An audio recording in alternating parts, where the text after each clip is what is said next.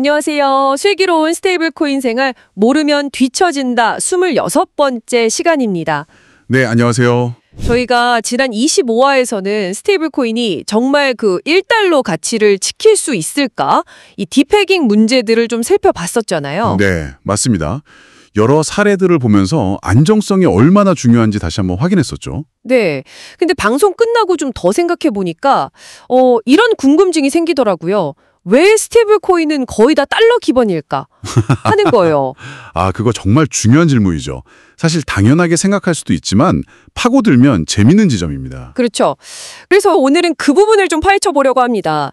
유로 기반 스테이블 코인 유어러시는 지금 어떤지, 또 페이팔이 만든다는 그 PYUSD는 뭐고, 그리고 제일 궁금한 거, 우리 원화 기반 스테이블 코인은 어디까지 와 있는 건지. 이게 궁금하시죠, 다들? 네, 마침 저도 관련해서 좀 들여다보고 있었는데요. 확실히 달러 외에 다른 통화 기반 스테이블 코인에 대한 시도들이 이제 막 구체화되고 있는 단계라고 볼 수 있습니다. 오, 그럼 오늘 제대로 한번 파헤쳐 볼 수 있겠네요. 해외 주요 사례들, 그러니까 유로랑 그 결제형 달러 스테이블 코인, 그리고 한국 상황까지 좀 종합적으로 짚어보는 시간을 갖도록 하겠습니다. 좋습니다. 그럼 어디부터 시작해 볼까요? 유로부터 가볼까요? 네, 좋아요. 그 서클에서 발행하는 유로 기반 스테이블 코인 유어러시. 이게 대표적인 것 같은데 현대 상황이 좀 어떻습니까? USDC만큼 잘 나가고 있나요? 결론부터 말씀드리면 아직은 USDC만큼의 파급력은 보여주지 못하고 있는 것 같아요. 물론 시도 자체는 굉장히 의미가 크죠. 달러 외 주요 통화로 스테이블 코인 시장을 넓혀내는 거니까요. 그런데 왜 아직은 좀 더딘 걸까요? 뭔가 이유가 있겠죠? 네, 여러 분석들을 보면요. 가장 큰 허들로 꼽히는 게 역시 유럽 내의 복잡한 규제 환경입니다. 이게 뭐랄까, 미국 달러 스테이블 코인이 상대적으로 좀 자유로운 환경에서 먼저 치고 나간 것과는 좀 다른 상황인 거죠. 규제 환경이요? 그게 구체적으로 어떤 점이 좀 걸림돌이 되는 건가요? 유럽연합이면 뭔가 단일화된 기준이 있을 것 같기도 한데. 그렇죠. 근데 그게 생각보다 쉽지가 않아요. EU라는 큰 틀은 있지만 각 회원국마다 금융 규제나 감독 방식의 차이가 좀 있거든요. 이걸 하나로 조율하고 또 기존 금융 시스템하고 어떻게 연결할 건지, 이런 부분에서 시간이 꽤 걸리고 있다는 분석입니다. 국가별로 그걸 맞추는 게 어렵군요.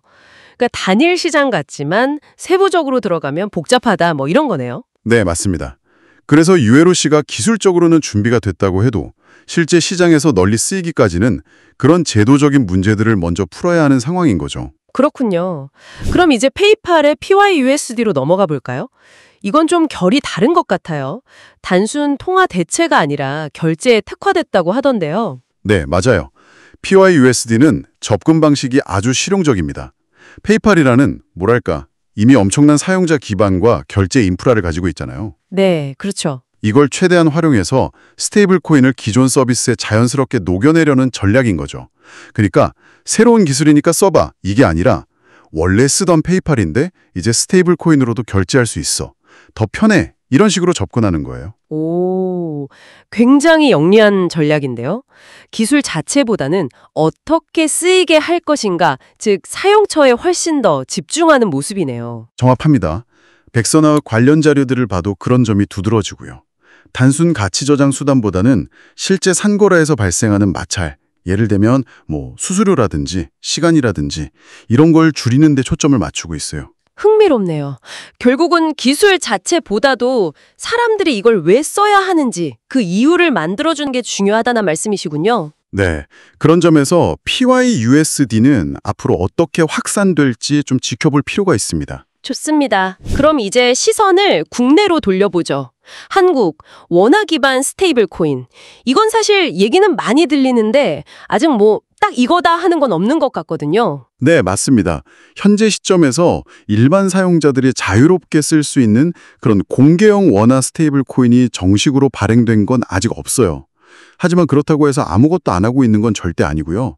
물밑 움직임은 굉장히 활발합니다. 물밑 움직임이라면 구체적으로 어떤 것들이 있을까요? 가장 눈에 띄는 건 역시 은행권의 파일럿 프로젝트들이죠. 은행들이 직접 하는 거요? 네, 몇몇 주요 은행들이 자체적으로 자신들의 원화 예금을 1대1로 담보하는 방식의 스테이블 코인을 만들어서 테스트를 진행 중이에요. 주로 이제 해외 송금이라든지 아니면 기업 간 거래, B2B 결제 같은 특정 영역에서요. 오, 그럼 당장은 일반인들이 쓰는 건 아니지만 실제로 활용될 수 있는지를 시험해보고 있는 거네요. 그렇죠. 제한된 환경이긴 하지만 이게 굉장히 중요한 단계입니다. 실제 사용 사례를 만들어 보면서 문제점은 없는지, 규제 당국과는 어떻게 소통해야 할지 이런 가능성을 타진하고 있는 거죠. 은행들이 직접 움직이니까 뭔가 좀 더 현실화될 가능성이 높아 보이기도 하네요. 그럼 은행 외에 다른 움직임은 없나요? 예를 들면 카카오 클레이튼이랑 핀시아 통합된 KIA 같은 블록체인 플랫폼 쪽이라든지. 네. 플랫폼들의 역할도 중요합니다. 그런데 이 플랫폼들은 은행과는 조금 다른 전략을 취하는 것 같아요. 직접 원화 스테이블 코인을 발행하기보다는 은행 같은 곳에서 발행한 검증된 스테이블 코인을 자신들의 생태계 안에서 잘 활용할 수 있도록 인프라를 구축하는 데 더 집중하는 모습입니다. 자기들이 직접 만들기보다는 잘 만들어진 걸 가져와서 자기네 서비스, 예를 들면 디파이나 NFT 마켓 같은 데서 쉽게 쓰게끔 길을 닦아놓는다, 이런 거군요. 네, 맞습니다. 발행에 따르는 여러 부담, 예를 들면 규제 준수나 담보 관리 같은 것들은 은행에 맡기고 자신들은 그 위에서 돌아가는 서비스와 사용성을 높이는 데 집중하는 거죠. 이게 어떻게 보면 역할 분담이 이루어지는 과정이라고 볼 수도 있겠네요. 그렇군요. 역할 분담. 또 하나, 토큰화 예금이라는 얘기도 요즘 좀 들리던데 이건 스테이블 코인이랑은 또 다른 건가요? 네, 그 부분도 주목해야 합니다. 토큰화 예금은 말 그대로 은행 예금 자체를 블록체인상에서 토큰 형태로 발행하는 건데요. 우리가 지금까지 얘기한 스테이블 코인이 주로 이제 전자금융업자나 신탁업자가 발행 주체가 되는 경우가 많았다면 토큰화 예금은 은행이 직접 발행 주체가 될 수 있다는 점에서 좀 차이가 있죠. 은행이 직접요? 그럼 안정성 측면에서는 더 유리할 수도 있겠네요. 네, 그럴 수 있습니다. 기존 예금자 보호법 같은 금융규제 틀 안에서 움직일 가능성이 높기 때문에 규제적인 측면이나 안정성 면에서 좀 더 명확한 부분이 있을 수 있죠. 하지만 이게 기술적으로나 법적으로나 아직 완전히 정립된 개념은 아니라서 논의가 계속 진행 중인 단계입니다. 금융연구원 자료들에서도 이 부분을 중요하게 다루고 있더라고요.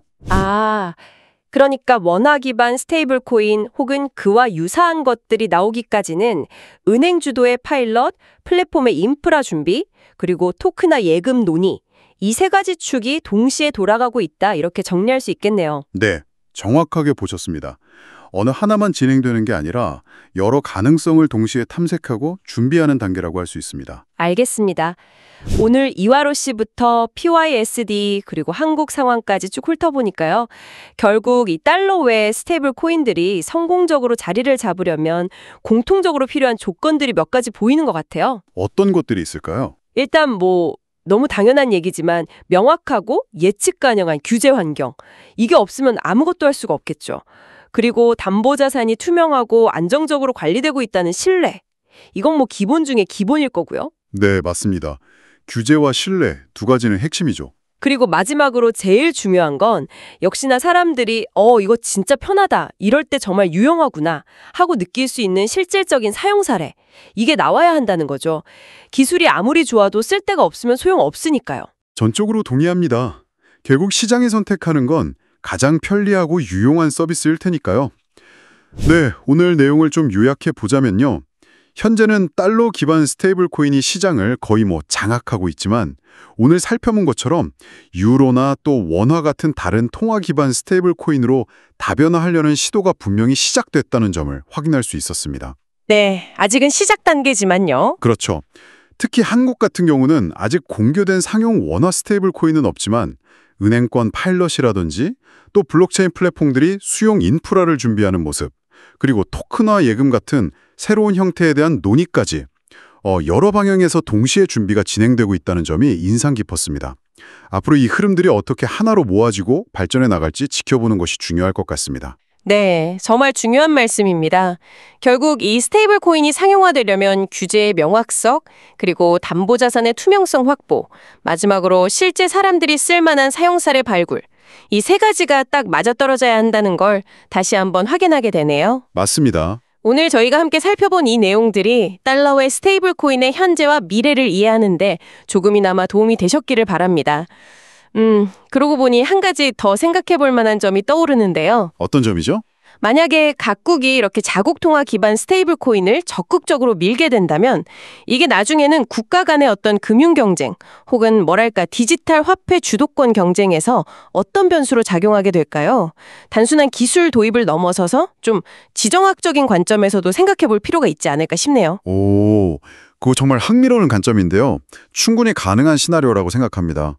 앞으로 그런 부분까지 고려해서 시장을 바라봐야 할 것 같습니다. 네, 자, 슬기로운 스테이블 코인 생활 모르면 뒤처진다. 오늘 심층 분석은 여기까지입니다.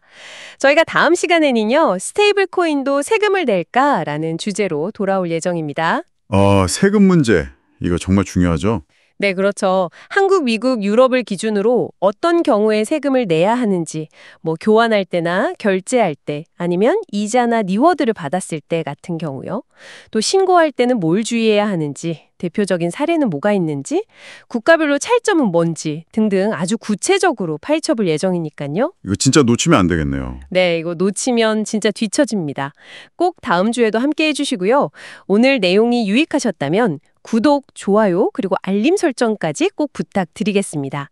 저희는 다음 주에 더 유익한 정보로 찾아뵙겠습니다. 감사합니다.